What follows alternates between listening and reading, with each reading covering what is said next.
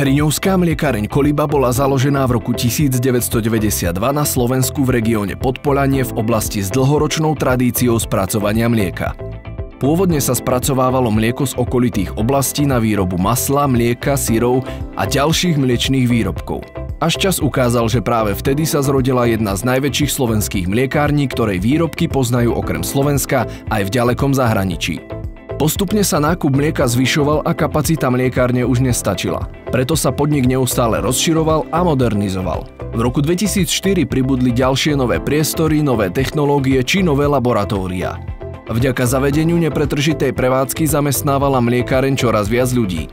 Dnes sa v hriňovskej mliekárni Koliba spracúvajú denne 10 000 litrov čerstvého kravského mlieka. Z neho vznikajú tradičné, kvalitné, ale hlavne nezameniteľné syry, maslá a iné mliečne výrobky.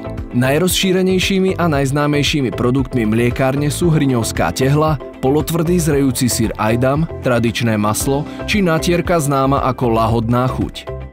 O vysokej kvalite a slovenskom pôvode mliečnych výrobkov svedčí aj právo označovať výrobky značkou kvality SK, ktorú drží niekoľko výrobkov mliekárne. Od roku 2015 sa srvátka ako vedľajší produkt výroby syra spracováva novovybudovanou technológiou sušenia. Srvátka sa spracováva najmä pre ďalšiu výrobu sušených produktov, akými sú laktóza, permeát, sušený proteínový koncentrát či proteínové tyčinky.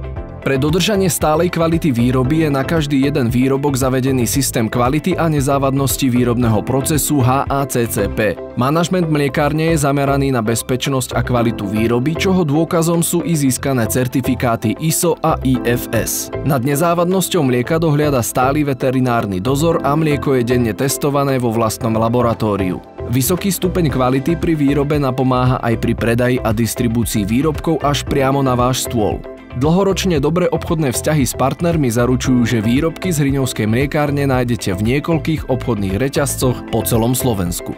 Okrem Slovenska však ich chuť poznajú aj v Českej republike, Maďarsku, Rumunsku, Bulharsku, Srbsku, Chorvátsku, Bosne a Hercegovine či Slovinsku. Sušené výrobky zo srvátky sú exportované aj do ďalekých krajín, akými sú Vietnam, Čína, Rusko, Kanada alebo India. Prvoradým cieľom mliekárne je vysoká kvalita výrobkov, ale najmä spokojnosť zákazníkov. Kvalitné mlieko a výrobky z neho sú základnou zložkou zdravej výživy, ktorá by nemala chýbať ani v jednej domácnosti.